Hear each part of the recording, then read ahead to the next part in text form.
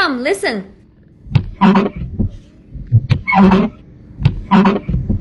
What did you hear? This car's wipers make a very harsh noise. In this case, if you take your car to a repair shop, they will let you replace the wiper blades and even the wiper arms. It will cost at least several $100s. Today, I will teach you a method that can be solved without spending a penny. Come here. There is a small black spot on the wiper blade. Let's hold it down. You can remove the wiper blade. Then, let's slowly move the wiper arm closer to the windshield. Take a piece of cardboard. See it? There's no problem on this side. It fits perfectly. But the other side slopes upward. It deformed. Actually, the solution is very simple. All we need is a screwdriver. Come here, like this. Insert it into the hole. Then adjust it hard. Okay.